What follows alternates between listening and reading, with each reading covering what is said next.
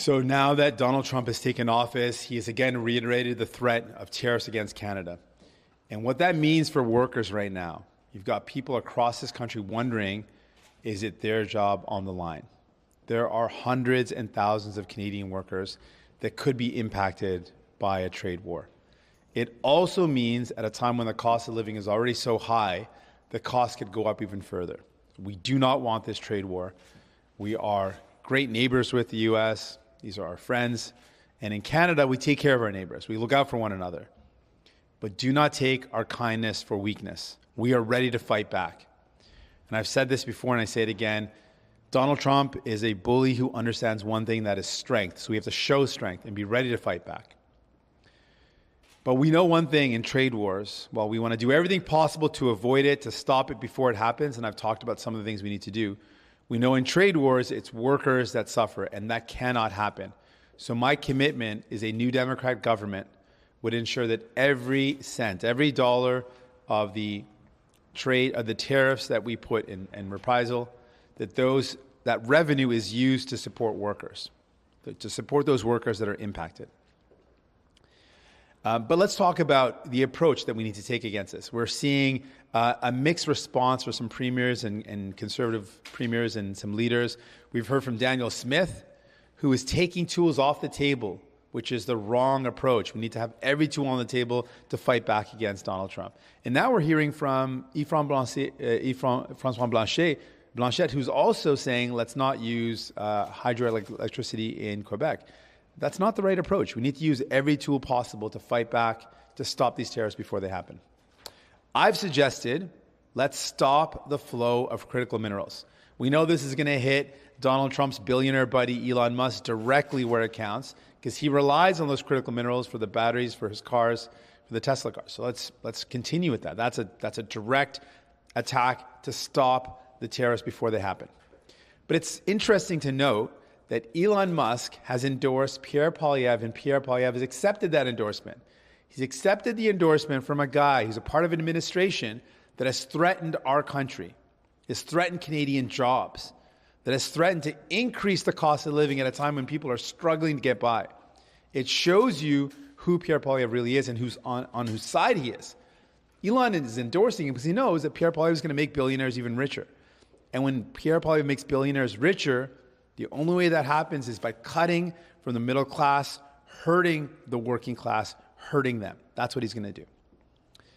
I've said it before and I say it again. Donald Trump only understands strength. We need to show strength. I'm ready to fight back. Donc, ce qui s'est passé, c'est le fait que maintenant, Donald Trump est le président et il a encore répété ses menaces contre le Canada. Et ces menaces, c'est vraiment une grande inquiétude pour les travailleurs qui ont peur qu'ils vont perdre leurs emplois. Ça va aussi dire que peut-être ça va augmenter le coût de la vie pendant un temps qu'on fait face à une grande crise d'abordabilité. Donc, pour les Canadiens, nos valeurs, c'est de prendre soin les uns des autres. Mais on est prêt de se battre pour défendre notre pays. Et comme j'ai dit dans le passé, Donald Trump est un intimidateur. Et la seule chose qu'il comprend, c'est la force. Donc, on doit montrer la force. On ne veut pas avoir ce sorte de guerre, mais on sait que dans ce sorte de guerre, ça va impacter, ça va heurter les travailleurs.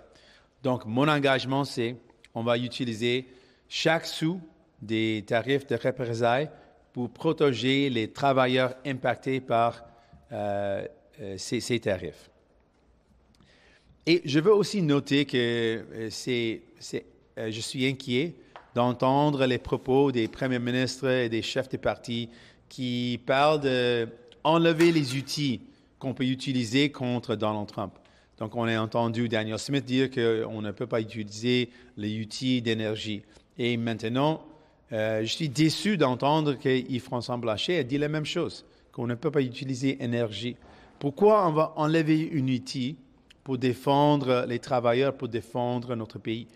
Donc, je ne suis pas d'accord avec cette approche.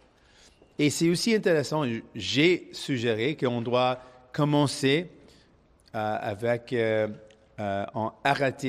arrêtant la vente des minéraux critiques, des minéraux essentiels.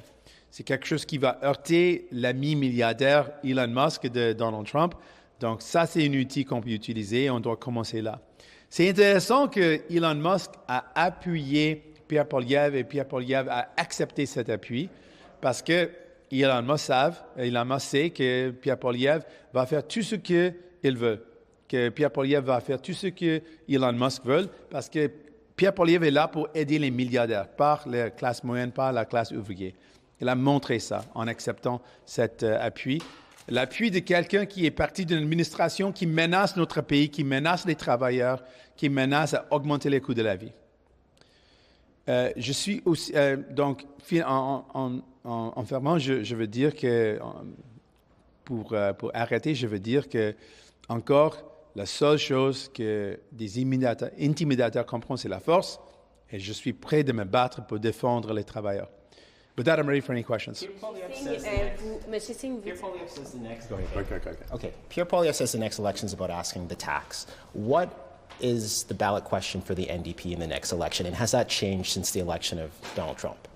I think Pierre Poilievre has shown that he's out of touch with where people are at. Things are changing, and with the election of Donald Trump, it certainly means people are worried about what Donald Trump means to Canada. With the threat of tariffs, workers are worried about losing their jobs. They're also worried that the cost of living is going to go up. So there's a lot of worries that are coming out. I think fundamentally, Canadians want to know who's going to fight for me, who's going to stand up for me, not the billionaires, not the CEOs, who's going to fight for me in this time. And I want Canadians to know. I know you feel let down by the Liberals. Pierre Poilievre is in it for the billionaires. He's going to cut from the middle class. He's going to cut from the working class. It's going to hurt you. It's going to cost you. And give to his billionaire buddies. That's what he's going to do. And New Democrats are committed to fighting for you, lowering the cost of your bills, building homes you can afford, and getting you a family doctor. Should Canada amend? I'll give the mic one, and then I'll give you a follow. Should Canada amend the Safe Third Country Agreement for trans Americans who come to our borders seeking refuge? On that note, I think it's really sad for the folks in the States right now that heard the president basically say that they don't exist or that their reality or their identity is no longer recognized. It's really scary for a lot of folks. And I just want to acknowledge how scary that must be for people who heard that, who now feel really alone, who feel really afraid. I think what Canada's always done is shown as a country that we are there for people when they're in their times of need. That's something that's been a point of pride of Canada. So looking at the third country, that agreement and how we can amend it, it's been something that we've been considering for a while. We've raised concerns about the agreement for a while, and so it's something we'll look at. Sur Monsieur I was going to give you that follow-up. Blanchet. No, we're going to do French question. Oui, first. merci. Sur Monsieur Blanchet, ce qu'il a dit, c'est que si le Canada menace de cesser des exportations énergétiques vers les États-Unis, ce serait de jouer avec le feu parce que les États-Unis pourraient se tourner vers d'autres sources d'approvisionnement. Donc cet argumentaire-là que lui fait, si je comprends bien, c'est selon vous, à jeter à la poubelle, ça fait pas de sens? Yeah, il y a de sens de ce que M. Blanchet a dit parce que il y a une guerre potentielle. Et dans une sorte de guerre comme ça, je ne veux pas qu'on ait une guerre des tarifs, mais la réalité, c'est que Donald Trump a menacé les tarifs. Donc, on doit être prêt à répondre. On ne peut pas enlever aucun outil pour répondre à ces tarifs. On doit être prêt à répondre avec la force pour arrêter les impacts parce que ça va heurter les travailleurs ici au Canada. Du côté du NPD, est-ce que la dernière fois qu'on vous a demandé si vous aviez des contacts avec l'entourage de M. Trump, vous avez dit, comme vous l'avez dit tout à l'heure, que c'est un intimidateur. Vous avez dit que vous ne parlez pas à des intimidateurs. Est-ce que le Canada peut se permettre d'ignorer la garde rapprochée de M. Trump ou M. Trump lui-même pendant 4 ans? Non, je pense que la réponse, si quelqu'un menace un pays, donc si c'est une discussion, on doit discuter. Mais à ce moment, Donald Trump a menacé le Canada avec les tarifs. Donc la seule chose qu'il va comprendre, c'est la force. On a vu des politiciens qui ont essayé de parler avec Donald Trump, ça n'a pas fonctionné. Il comprend la force, donc on doit montrer qu'on est prêt de se battre pour défendre notre pays. We've seen other Liberal candidates in this race part ways with the carbon tax or say that they're no longer, in full support of it. How does the NDP feel about the consumer carbon tax? Are you ready to part ways as well? Well, we will announce our full plan very soon. Of course, you'd imagine we'll announce that when the campaign is called. But we've said some of the values that we want in our plan to take on the climate crisis, which is serious. We said, one, that the plan should actually work, should actually reduce emissions. We want to make the big polluters pay, and we don't want to see the burden fall on working people. These are some of the values that we will have reflected when we announce our plan, but you'd understand, of course, we're not going to announce our plan today, but when we announce our plan, it'll have those elements. En français, s'il vous plaît, vous dites qu'il faut agir tout de suite, que M. Trump va réagir à la force. Est-ce qu'il n'y a pas un risque de dire, nous, on veut couper tout de suite, on voudrait couper l'accès aux minéraux critiques, tout de suite, ne pas attendre? C'est pas un peu jeter de l'huile sur le feu, ça, d'y aller tout de suite sans attendre de voir quelles seront les prochaines étapes? On doit être prêt de faire ça. J'ai dit que ça doit être notre premier pas. Donc, on doit attendre s'il impose des tarifs actuellement. Mais je pense que c'est important de dire qu'un pays, si vous imposez des tarifs contre nous, on va commencer tout de suite avec on va arrêter la vente des minéraux essentiels. Ça, c'est une étape forte. C'est quelque chose qui montre directement qu'on est prêt de se battre pour défendre notre pays. Et ça va heurter un ami proche de Donald Trump, Elon Musk. Donc ça, c'est quelque chose d'important. On the consumer carbon tax, you had said that you're thinking about it. But even yesterday, Stephen Guilbeault said he's supporting Mark Carney, who is walking away from the consumer carbon tax. And Stephen Guilbeault is also saying that, that is not what is doing the bulk of the work on it. And he says that, people have changed and it's unfortunate. But does that mean that you're looking at it and when you make your platform that you may not have a consumer carbon tax in there? Well, we're going to release our plan and we'll let you know exactly when we do, exactly what our plan is. I can just tell you the elements of the plan that you can expect to see with a new Democrat plan. We have seen the Liberals' approach and the Conservative approach, and we didn't like either. It was clear to us that working folks did not feel that they were supported enough in the fight against the climate crisis. And we call that as a concern with the Liberal plan. And frankly, billionaire or big polluters, who are often billionaires, big polluters got away with polluting. And it wasn't really a strong plan to take on the biggest polluters. The Conservative plan, let's be very clear, is to let big polluters pollute as much as they want, dump as much as they want, poison the water, poison the air, no limit. That's their plan. I think both of them are wrong. I think we need a plan that takes on the big polluters. I think we need a plan that protects workers, supports them, gives them the help they need, doesn't make them bear the brunt of it, and a plan that actually works in reducing emissions. A week ago, you said you criticized the Prime Minister's decision to prorogue Parliament amid the Trump threats.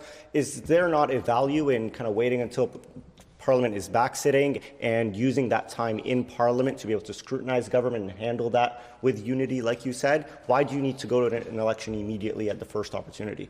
I think it's been really clear that the Liberals have let down people. People tell me they've been let down by them. They chose to prorogue government. They could have been sitting. We could have been passing laws that would protect workers, that would get us ready for this trade war. They chose not to. So people who tell me they feel let down by the Liberals, I understand that.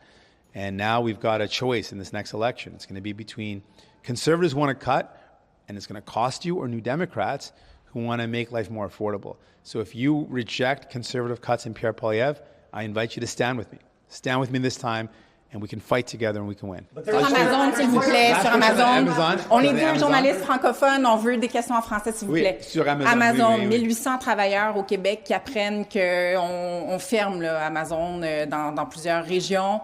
Comment vous voyez ça? Et est-ce qu'on doit craindre que ça se passe ailleurs également au pays? C'est tellement inquiétant. Et c'est aussi, je pense, c'était la vraie raison pour laquelle Amazon a arrêté les opérations au Québec. C'est pour arrêter les travailleurs qui essaient de syndicaliser. Donc, ça, c'est horrible. C'est honnêtement horrible qu'on va voir un arrêt d'une opération d'une entreprise dans toute une région, toute la nation du Québec, seulement pour arrêter la syndicalisation des travailleurs. Ça va heurter les travailleurs, ça va heurter les gens. Donc, c'est exactement pourquoi je dis qu'on a besoin d'un gouvernement qui est là pour les travailleurs. C'est pourquoi je dis que les gens ont besoin de néo-démocrates qui sont là pour défendre les travailleurs. C'est vraiment dommage ce qui se passe et on va être là pour les travailleurs. On va mettre la pression comme on peut parce que ce qui se passe, c'est horrible. I'll just do that in English. Yeah. And then I'll wrap up on that because I got to go. Oui, mais sur la fonction publique aussi, est-ce que me propose M. Poilievre en français aussi, s'il vous plaît? That's a good question too. Damn it. Okay, I'll do those both. I'll do those both and then I'll have to wrap it. Yes. I'll do that and I got to wrap it. Okay. On Amazon, what's happening in Quebec is very clearly Amazon trying to union bust. These are workers that were trying to unionize, and Amazon is shutting down operations in the complete region, in all of Quebec, just to stop these workers from demanding fairness. And that's why I say again and again, we need a government in this country that is there for workers, for working people. Pierre Poilievre is going to bring in American anti-union, anti-worker laws. It's going to be so bad for workers. We've got to fight back, and this is already an example of what billionaires want to do. They don't want workers to demand fairness. They don't want them to be able to stand up and get better wages and better work conditions. And so what's happening right now in Quebec is horrible. My heart goes out to those workers. This is wrong, what's happening to them. But I really am inspired by the fact that they were trying to fight for their rights. I'm really disappointed, and frankly, it's disgraceful what Amazon's doing. Then I'll do la fonction publique. Aussi, un autre exemple qui montre clairement que Pierre Poilievre, ce n'est pas quelqu'un qui est là pour la classe ouvrière, pour la classe moyenne. Il a ouvertement dit qu'il va couper plus de 100 000 emplois dans la fonction publique. Ça va heurter les communautés, ça va heurter des familles, ça va heurter aussi les citoyens, parce que si on a des délais avec les services, avec 100 000 moins de travailleurs dans la fonction publique, ça va ralentir les services aussi. Donc, ça va heurter toute la population et les travailleurs. C'est un autre exemple du fait qu'on ne peut pas aborder le coup des conservateurs et de Pierre Poilievre. I'll do that in English, and then I got to wrap up. And just more proof that Pierre Poilievre is not a friend of working people. He has clearly said openly that he wants to cut 100,000 jobs from the public service. That's going to hurt those workers, obviously. It's going to hurt their families. It's going to hurt regions across this country. And it's also going to hurt citizens, because if we're already having a hard time accessing services at the federal level, 100,000 less employees is going to mean that our services are going to be more delayed, harder to access. So it's bad for people, it's bad for workers, and it's more proof that Pierre Poilievre is no friend of working people. He wants to cut jobs, cut services, and it's going to cost you. Thanks so much. Can I ask